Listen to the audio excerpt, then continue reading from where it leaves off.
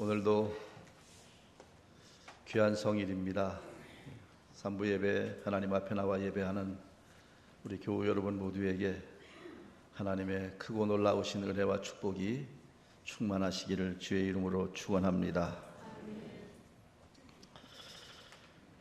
자꾸 먹으면 죽는 줄 알면서도 사람들이 악착같이 먹는 게 있습니다. 그게 바로 나이예요. 사람이 나이 들면 늙고 병들고 마침내 죽습니다.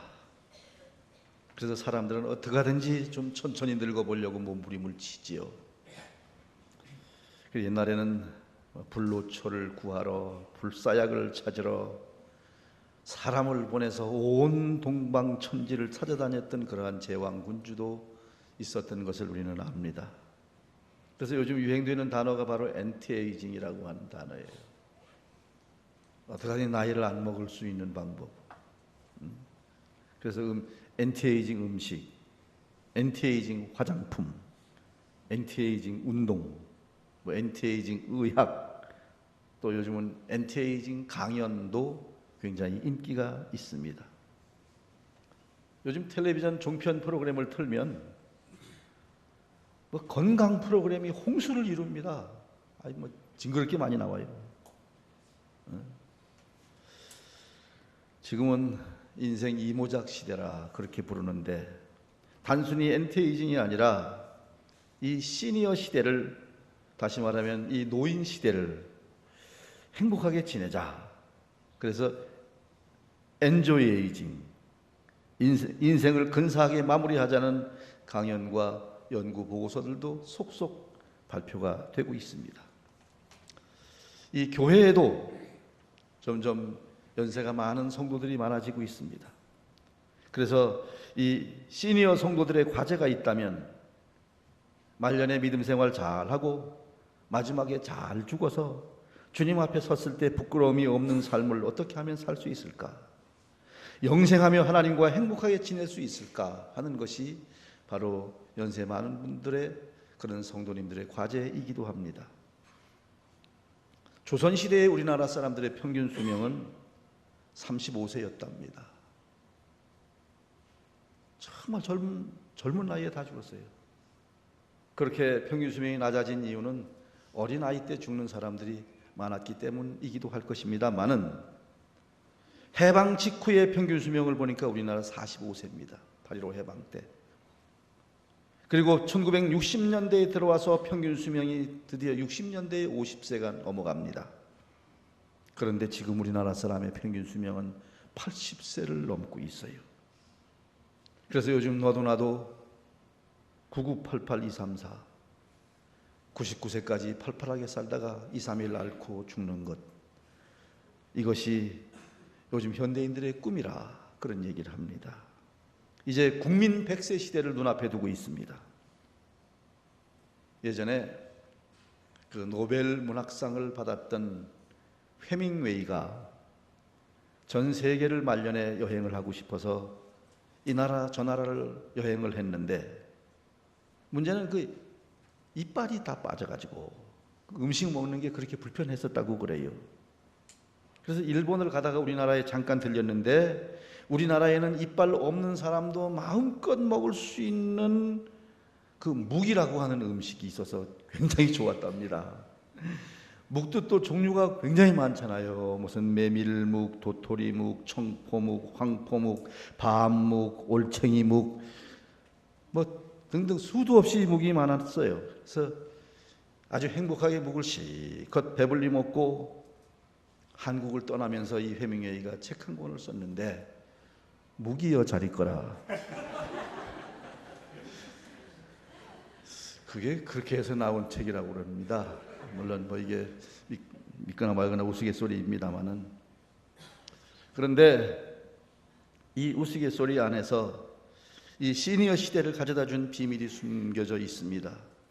바로 이빨을 건강하게 해준 칫솔의 발견, 페니실린의 발견이 노인 시대에 문을 열어주었다, 이렇게 얘기하는 사람도 있습니다. 우리나라는 최근 전 세계에서 가장 빠른 속도로 고령화되고 있습니다. 현재 우리나라는 고령 사회입니다. 65세 이상 되는 인구가 7%를 넘어가면 고령화 사회라고 그래요.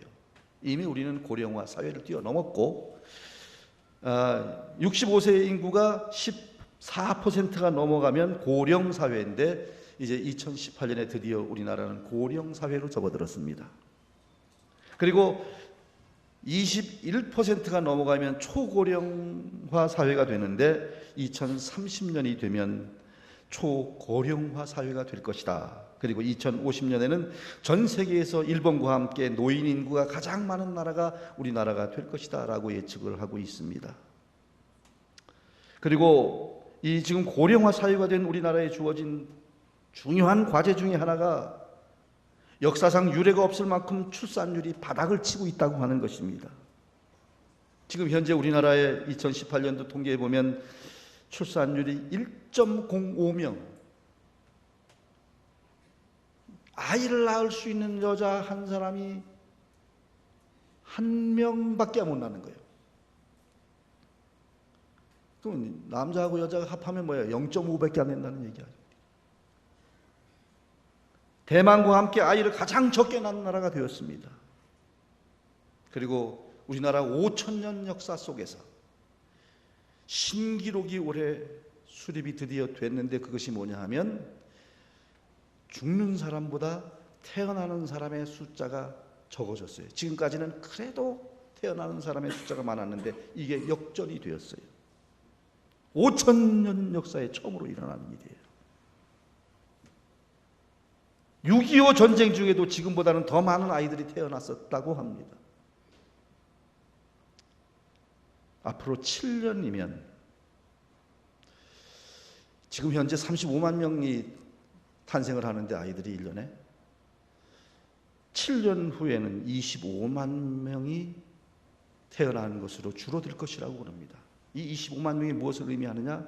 이 27년 후에 25만 명이 태어나서 이 아이들이 평생 이제 노인 시대가 되었을 때 우리나라의 전체 인구는 2천만 명 이하로 줄어들게 된다고 하는 비극적인 통계입니다.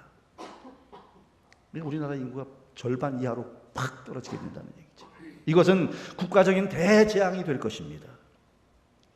북한의 핵보다 훨씬 더 무서운 재앙이 바로 저출산 문제일 것이다 라고 얘기합니다.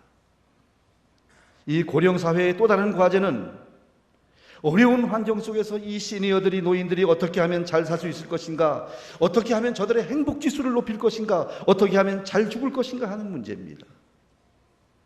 그래서 나이가 들수록 멋지게 살 수 있는 비결, 이것을 어떤 사람이 7가지로 정리해서 쓴 글을 보았습니다. 세븐업이라는 말로, 세븐업이라고 하는 제목으로 그 글을 올렸더라고요. 여러분도 정말 멋지게, 나이가 들수록 더 멋지게 살기를 원한다면 이 세븐업을 잘 익혀보시기 바랍니다. 첫째, 클린업. 늙어도 깨재재하지 말고 깨끗하게, 몸과 마음을 깨끗하고 정결하게 하자. 둘째는 드레스업.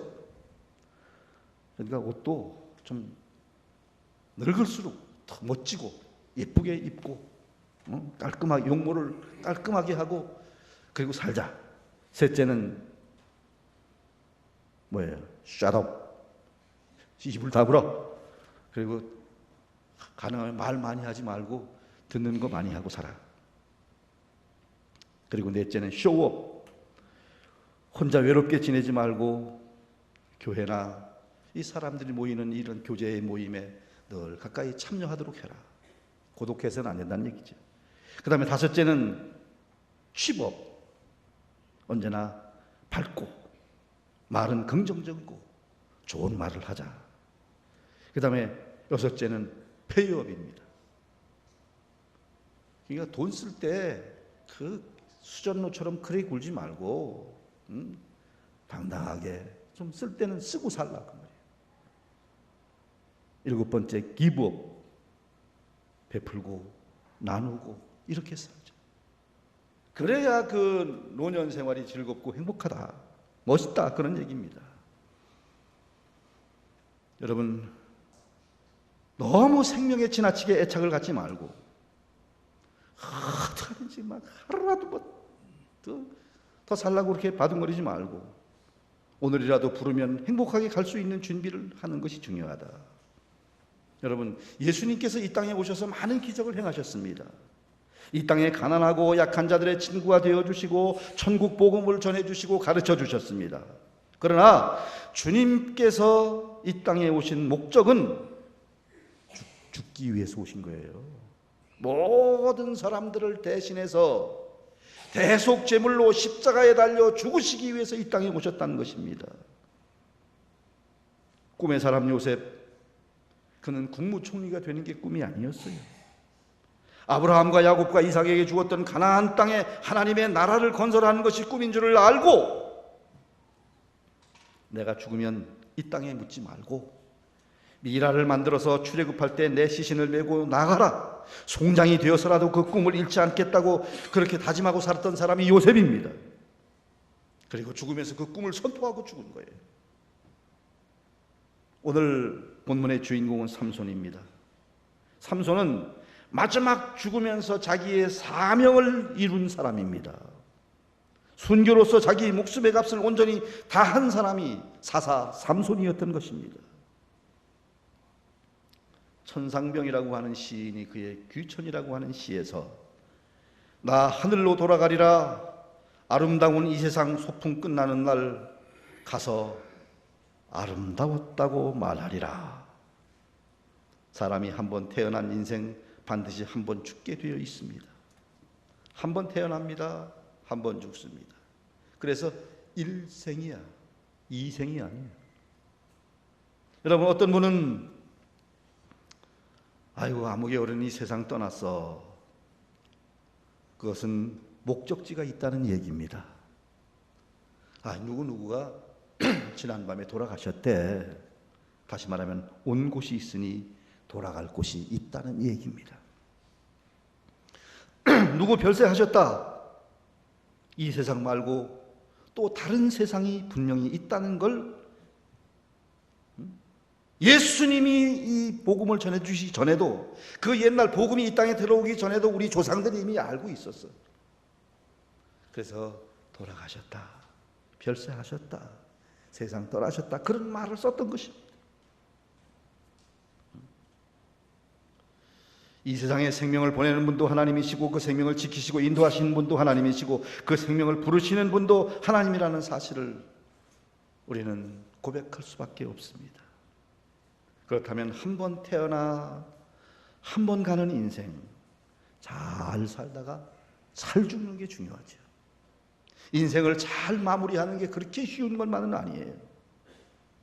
죽음이란 우리가 경험해보지 않은, 한 번 경험하면 끝나는 거잖아요. 그러니까 죽었다가 다시 살아나려고 몸부림치지 마세요. 갈 때 되면 기분 좋게 편안히 갈 수 있는 준비를 하는 게 중요해요. 왜냐하면 한 번 죽는 것도 힘든데 또 살아나면 또 죽어야 되니까 이거는 진짜 더 어려운 일이에요. 그래서 저는 그 나사로라고 하는 사람 죽었잖아요. 막 힘들게 죽었는데 예수님이 와서 또 살려놓는 바람에 또 죽었잖아요. 얼마나 힘들었을까 그런 생각을 합니다. 태양은 동쪽에서 뜨고 서쪽으로 집니다. 뜰 때 화려하고 아름답습니다. 그리고 태양은 서산에 넘어갈 때 또 아름답기 짝이 없습니다. 그래서 사진 찍는 사람들은 그 사진 찍는 중요한 주제가 있어요. 그 주제 중에 중요한 주제가 뭐냐면 일출, 일몰 사진입니다. 해 뜰 때, 그리고 해 질 때. 해가 중천에 떠 있을 때는 해 사진 안 찍습니다. 아무도. 왜? 뜰 때와 질 때가 아름답기 때문입니다. 인생도 마찬가지입니다. 태어날 때 온 가족들이 기뻐하고 동네 사람들이 기뻐해 줍니다. 화려한 출발이지요. 그러나 서산에 질 때 인생을 마무리하는 그 시간이 훨씬 더 빛나고 아름다울 수 있다고 하는 것입니다. 그래서 저는 정말 멋지게 살다가 멋지게 인생을 마무리한 분들의 장례식을 가끔 가보면 부럽다 그런 생각을 할 때가 있어요. 우리 그리스도인들은 품위 있게 살다가 품위 있게 늙어서 품위 있게 죽을 줄 알아야 되는 것이다 라는 것입니다. 성경의 위인들은 죽음의 순간 위대한 축복을 남기고 하나님 곁으로 갔습니다. 야곱은 말년에 그의 자손들에게 예언적인 축복을 남기고 죽습니다. 모세는 이스라엘 12지파와 그 자손들을 위해서 축복을 남깁니다. 사도 바울은 내가 달려갈 길과 주 예수께 받은 사명을 다 이루고 이제 생을 마친다고 고백했습니다.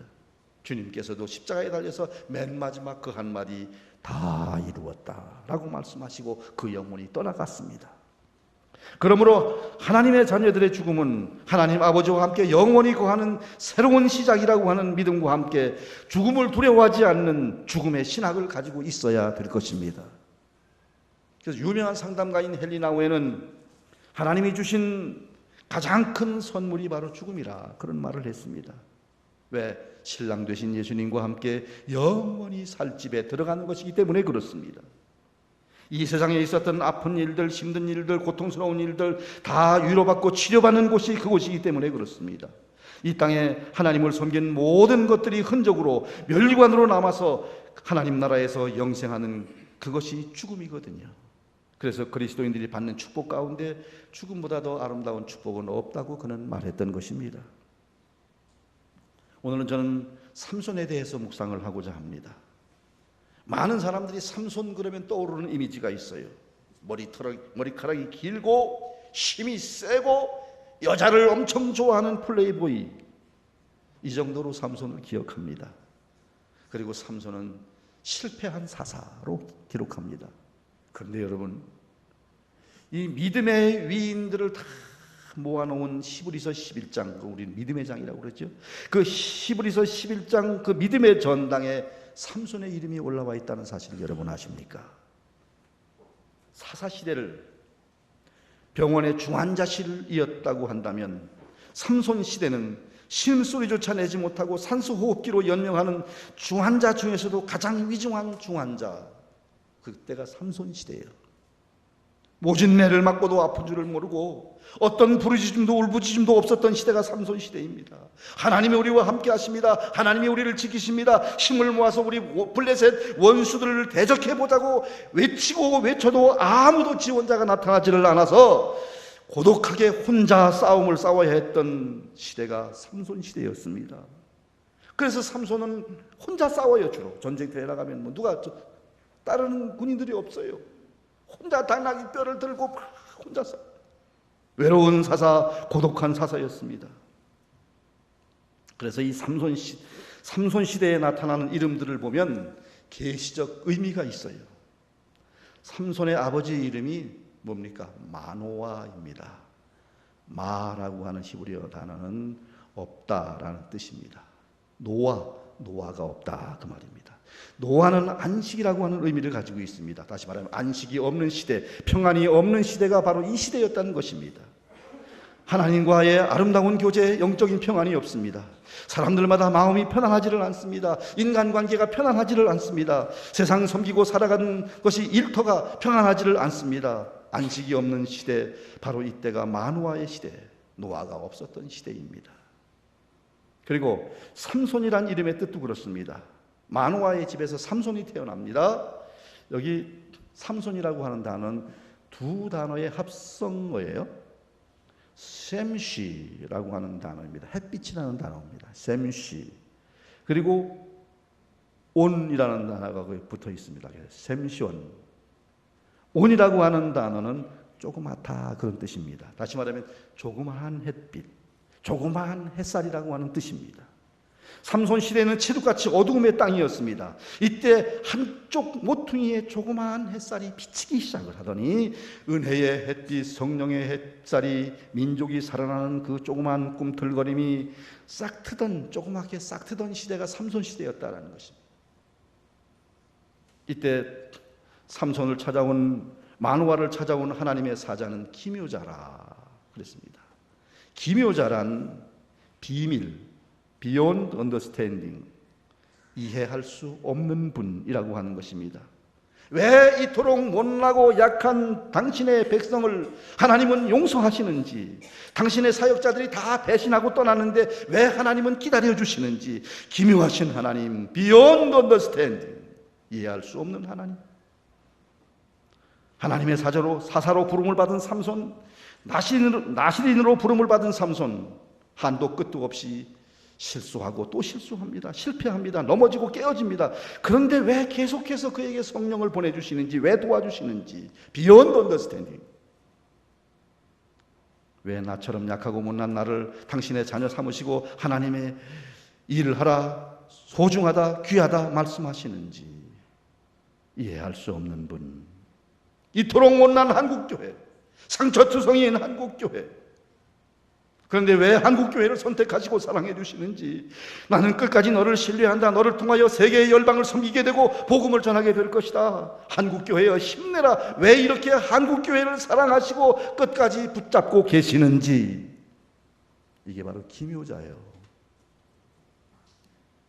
그리고 이 삼손의 활동을 기록한 사사기 14장, 15장, 16장을 읽어보면, 지금 시간이 없으니까 다 찾아보긴 그렇습니다만 14장, 15장, 16장에 보면 첫 절마다 여자가 하나씩 등장을 합니다.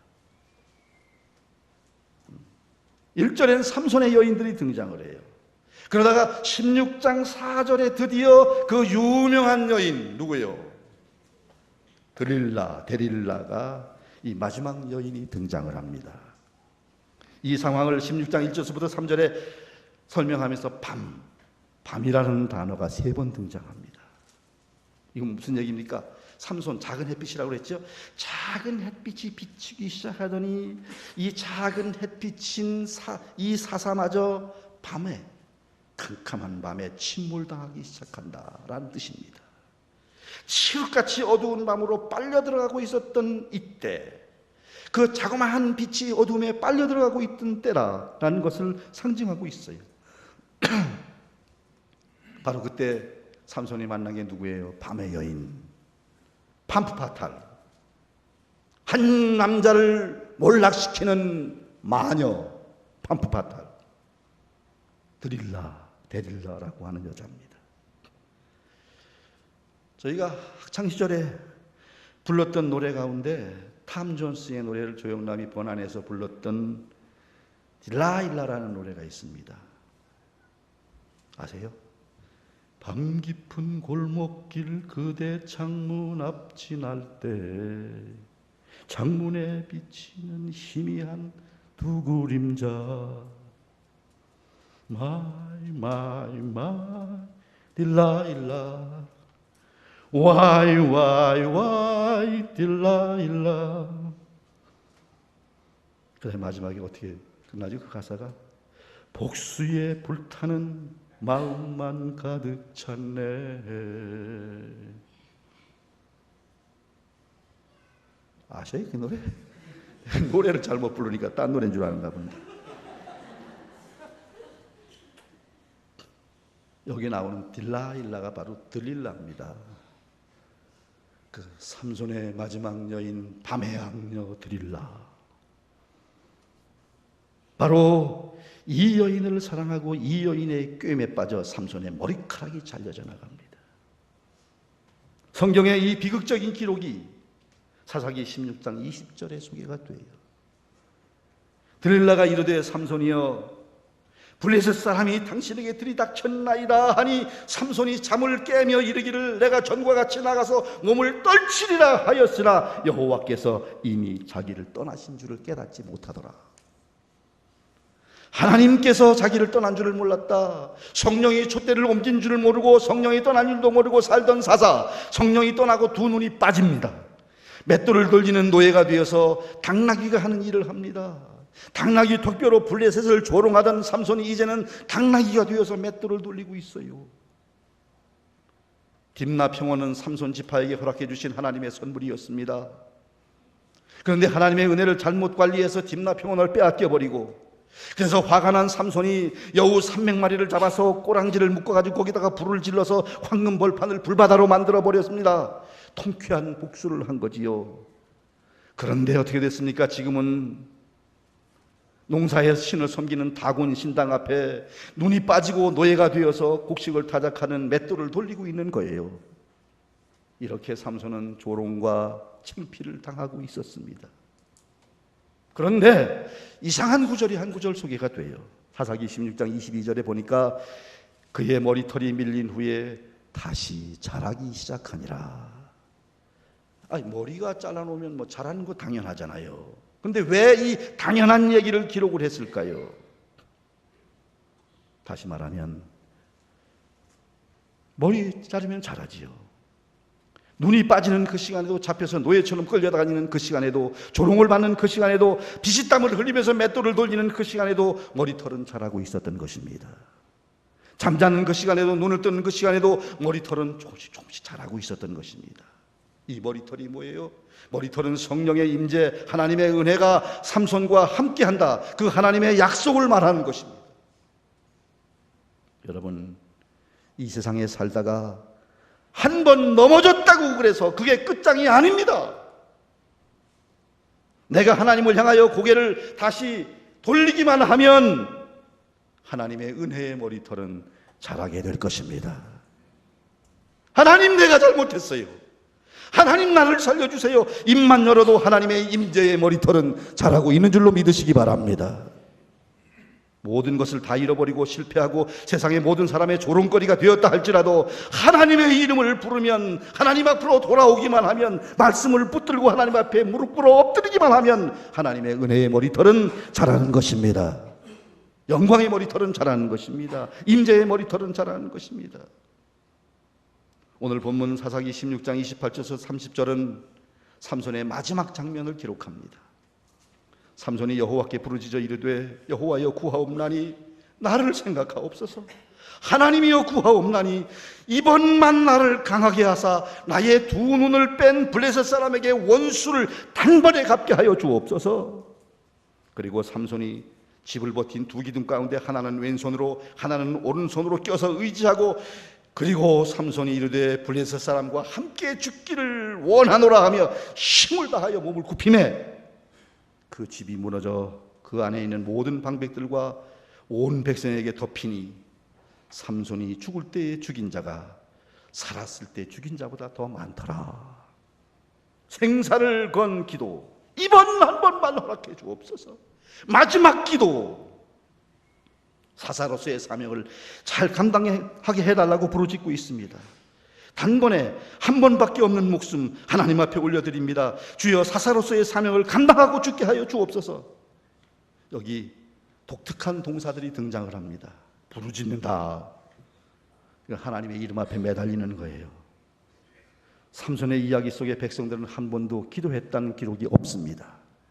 삼손이 두 번 기도합니다. 그 마지막 기도가 오늘 본문이에요. 그 다음에 생각하옵소서. 내가 못나도 하나님, 당신이 선택한 사사라는 것을 생각하옵소서. 내가 못났어도 하나님의 자녀라는 것을 생각하여 주옵소서.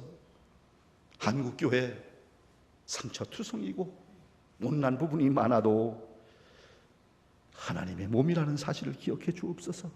강하게 하여 주옵소서.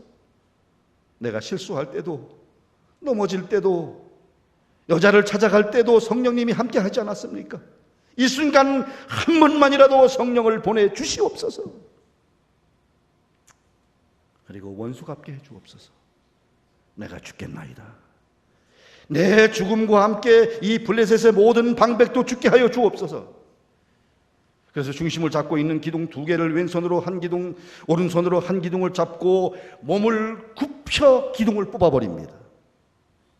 삼손이 평생에 죽인 원수들보다 이 마지막 죽을 때 죽인 원수들이 더 많았더라고 성경은 기록합니다. 그때 블레셋의 모든 임금과 방백들이 그 자리에서 다 죽게 되는 것이죠. 삼손은 마지막 죽음으로, 마지막 기도로 당신의 사명을 감당한 사람이었습니다. Well living, well dying. 하나님의 자녀들은 이 땅에 태어나서 잘 살다 잘 죽어야 합니다. 잘 사는 일도 어렵고 잘 죽는 일도 결코 쉬운 것은 아닐 것입니다. 그러나 여러분, 항상은 최후와 통하게 되어 있습니다. 여러분 항상 무엇을 생각하십니까? 그게 여러분의 최후가 될 가능성이 많습니다. 여러분은 무엇을 위해서 항상 사십니까? 무엇을 위해서 항상 뛰어다니십니까? 그게 여러분의 최후일 수가 있습니다. 저는 하나님 앞에 기도하다가 죽고 싶은 생각이 있어요. 하나님의 말씀을 증거하다가 죽고 싶은 생각이 있습니다. 늘 그렇게 생각하니까 또 아마 그렇게 될 것이라고 저는 믿습니다. 여러분, 무엇을 위해 살고 계십니까? 무엇을 위해 죽고 싶습니까? 여러분이 죽은 다음에 남은 사람들이 여러분들을 어떻게 기억해 줄까요? 하나님 앞에 섰을 때 하나님이 어떤 평가를 해 주실까요? 내가 이 땅에 사는 목적을 잘 이루었다고 칭찬받을 수 있을까요? 내게 준 비전 달란트 값지게 살았구나. 네가 몸된 교회를 위해서 좀 잘도 충성했구나. 네가 나를 그렇게 사랑했으니, 그렇게 사랑하다 왔으니 고맙다. 하나님께로부터 이런 칭찬 들을 수 있을까요? 기억하십시오. 미처 이루지 못한 비전이 있으면, 지금까지는 내가 제대로 살지 못했다면 이제 앞으로 남은 삶을 통해서라도 내 비전, 내 사명, 내 목적을 감당하게 해달라고 그렇게 하나님 앞에 기도하며 새로운 결단을 하지 않으시겠습니까? 지금까지 좀 잘못 살아와도 괜찮아요. 지금까지는 좀 실패했다고 생각돼도 괜찮아요. 넘어져도 괜찮고, 그러나 남은 생에 한 걸음이라도 더 발전된 삶을 살게 해달라고 하나님 앞에 기도하는, 그래서 지금보다 마지막이 더 아름다운, 끝이 빛나는 그런 삶을 사시는 여러분 모두가 되시기를 주의 이름으로 축원합니다. 기도하겠습니다. 하나님, 어떻게 보면 참으로 실패가 많고 실수가 많았던 삼손이었습니다. 그러나 그는 모든 것을 잃어버린 암울한 시간에 하나님 앞에 매달려 마지막 소원을 하나님 앞에 하려고 마지막 기도를 드렸을 때 하나님은 그의 기도를 들어주시고 원수를 갚을 수 있도록 해주셨습니다. 하나님, 우리가 지금까지도 열심히 살았지만 왠지 만족하지 못했던 우리의 삶을 돌아보며 이제 앞으로 남은 삶, 그 거리가, 그 기록지가 얼마나 될는지 알 수 없지만 하나님 앞에 기도하며 지금보다 앞으로가 하나님 앞에 더 영광이 되고 기쁨을 드릴 수 있는 보람찬 삶이 되기를 기도하는 우리 모두가 되게 하여 주옵시고, 그날을 위해서 우리 최선의 삶을 드릴 수 있는 우리 모두가 되게 하여 주옵소서. 예수님의 이름으로 기도드리옵나이다. 아멘.